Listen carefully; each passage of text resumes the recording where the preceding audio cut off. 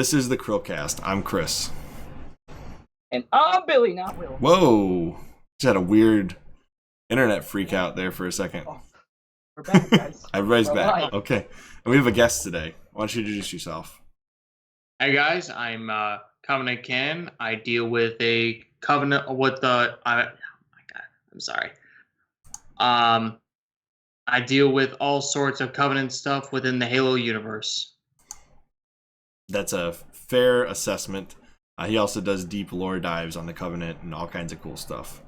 Definitely go check out his channel, as he is like really close to 7K subscribers. It'd be really cool to get him to 7K by the end of the week. Then we can claim to take credit for getting him to 7K, even though we have nothing to do with it. Hit that subscribe button or we will chase you down. So today is, since Will's not here, I'm going to introduce it. It's Manic Monday. I don't know. He always does it weird. I don't know how to do it. That's fine. So the first thing we're going to cover today is the Halo Infinite Purchase Once, Play Forever Smart Delivery Program. I'm calling it Purchase Once, Play Forever because I think that's a cooler title than Smart Delivery. Before we get to that, we got a couple quick topics. The Halo Combat Evolved Anniversary is the best-selling game on Steam on launch, just like Halo Reach was. I think that's really cool that every time they drop a Halo for the Master Chief Collection, instantly a bestseller. Says a lot about the Halo franchise. You guys got a quick take on that? I am just very happy that Halo is still doing alive and well, and everybody's still stoked about it, man. And keep that story rolling. Mm-hmm. Same here. I'm honestly stoked for that. It's gaining the popularity it rightfully deserves. It's honestly amazing. Agreed. I'm so happy to see Halo back in the limelight. I'm so sick of COD. I'm so sick of I like Assassin's Creed. I like COD, but I'm sick of seeing them in the limelight when franchises like Halo have not seen like top sellers in a while, especially on PC. It's been, how many years since they released a PC game? Yeah, unless you include the what is it, El Dorito, or did I say that right? You know what I'm talking about? I do. I would slaughter it too, but I know what you're talking about. I would know what you're talking about. Definitely check out the videos coming up next week. We're going to cover that with Installation 00. Hopefully he knows a little bit about it. Preview. So the second quick topic is Reggie. Hey, I'm glad Billy's here. This is awesome. Oh, the quick I'm topic, so Reggie joins the GameStop board to help them survive. Yes! Join us, please. Reggie, listen, if you watch this podcast, be my friend, because I just want to be your friend. That's all I want from GameStop. I love working here, still want to be your friend. Got anything on that? No comment, honestly. I'm honestly stoked. I'm pretty excited to see what they do with GameStop with Reggie at the head there. That'll be cool. I want to ask Chris one more thing with that, like legitimately, because besides him being my friend, I truthfully, Reggie has been with Nintendo when they had some really rough spots, a couple handheld mishaps, and a good Wii U problem. But I am really happy because I do think this is actually somebody with the ideal and the know-how to kind of take the helm. And I know he's not in the helm position, but I think he can really actually start adding some life back into what everyone's kind of worried about. Well, when you see GameStop stock and it immediately go up, like it was like, like whoa! I was like, what happened? I looked. Oh, Reggie joined. My boss called me personally when Reggie joined. Like, we're both Nintendo fans, and he was like, "Guess who just joined the company?" And I was like, "Whoa!" And it said Reggie, and I freaked out, man. All right. Well, now that we got those quick topics out of the way, and I'm glad we got Billy's reaction on that one. Here's the main topic.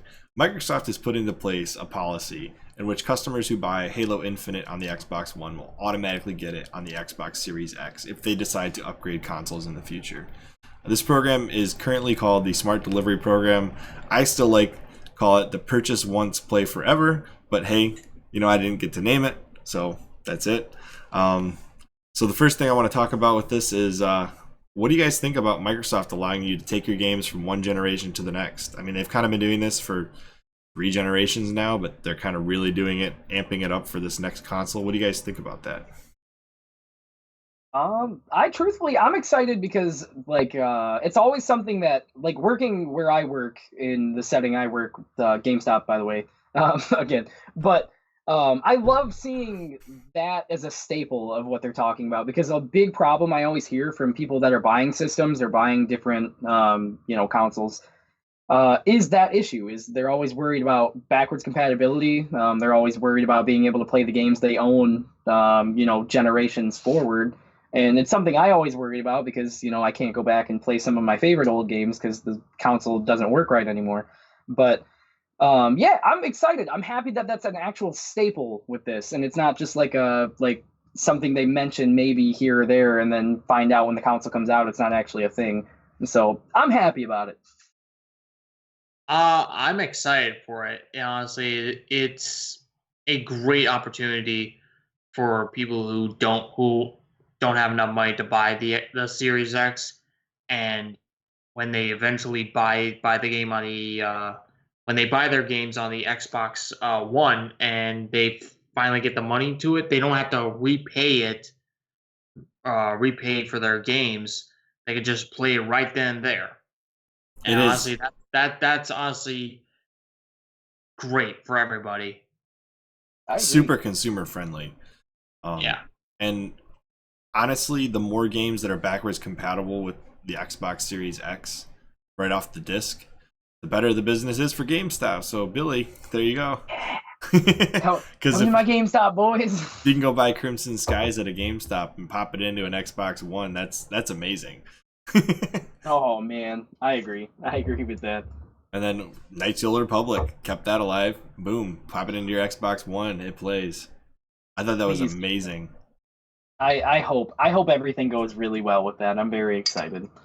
The only thing that I was disappointed with, because on the Xbox 360, and correct me if I'm wrong, Billy, or Covenant Canon, or Nakai, however you want to be called, I was really disappointed to find out that because of the Master Chief Collection, I cannot place a original Xbox Halo game in my Xbox One and play it. Yep, backwards compatibility issues. Not that the Master Chief Collection isn't a great step forward. I was just disappointed that they wouldn't keep the legacy Halo games working through the console generations, because I think that's a misstep. I do too. For people like I'm a lot of you guys can probably attest to this because you guys are collectors, assumably. Yeah, I mean, looking at my collection next to me right now and not being able to just pop it in, it breaks my little collector heart, man. I agree. That was honestly, that was the only complaint I had with the Master Chief Collection. It's like, okay, this is great, this is amazing, and I bought it when I had an Xbox One, which I unfortunately no longer have. But I can't go back and pop in my original Halo Xbox disc, which is essentially the same thing as... I have the anniversary version too, but I can't just pop that into my Xbox One and boom, it's one piece of the Master Chief Collection. I mean, can you imagine if they just said, all right, all you guys that own all the Xbox collection for the Halo games, if you pop in your disc, boom, you get that with the Master Chief Collection. You just have to swap discs. Unfortunate, but hey, whatever. That would have been a cool move by Microsoft. I mean, I get it. They put a lot of work and time into it. But I still, considering the customer win back they've been trying to have here, they're trying to bring back as many customers as possible. That would have been a cool thing. I agree with that. Yeah. They're still better than Sony, though. Listen, man, you bite your tongue. No. Listen, hear me out. What has Sony done other than the original backwards compatible PS3 that has been consumer friendly as far as playing your old games? Okay, I'll give you. That's what I'm getting at. I'll give you one. Because I'm a huge Sony fanboy myself. All right, but Sony has done me wrong when it comes to playing backwards compatible games. If I want to play a PS2 game, I got to rebuy it because they added trophies. Wait, hang on. You can still do the rarer version of the PS3 that does backwards. I have it. I have mine too, Billy. I know, it's beautiful. It's a my great PS4 system. Though can play PS2 games, but not off the disc.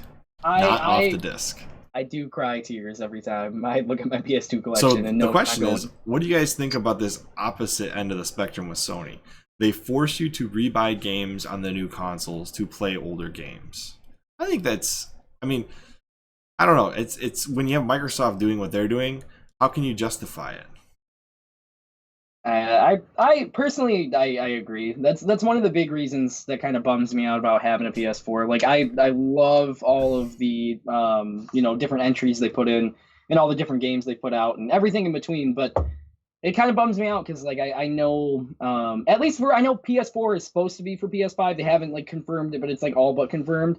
But I'm worried because one day I won't be able to like play Spider-Man again without having to rebuy it on the PS6 when that one day comes out. Like it's bummy. My favorite titles kind of get left in the dust. Mm-hmm. Yeah, I would say I agree with that. I just don't think it's right for people to rebuy their games to satisfy their newer consoles. Yeah. And you got Nintendo on the total other end of like they're like somewhere in the middle.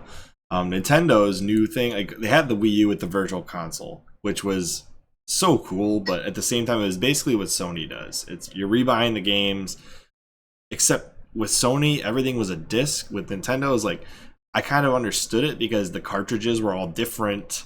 The formats were all different. It's not like one console could rule them all with that. Other than they should have included GameCube support in the Wii U. But hey, I'm not judging. Yeah, anyways, I think Nintendo's online service does kind of an in-betweener because it's $20 per year and you get NES and SNES games for free with the service.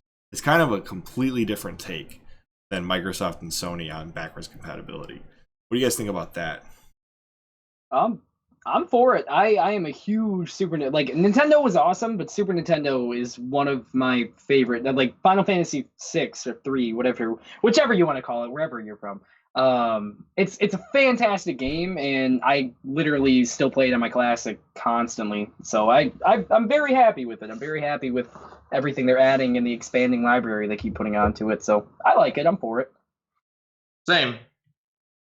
You guys both have Switches then? Oh, dude, I have 2. I'm too cheap to afford any of them. Oh, okay. I will. Listen, I will get you one day. I got your back.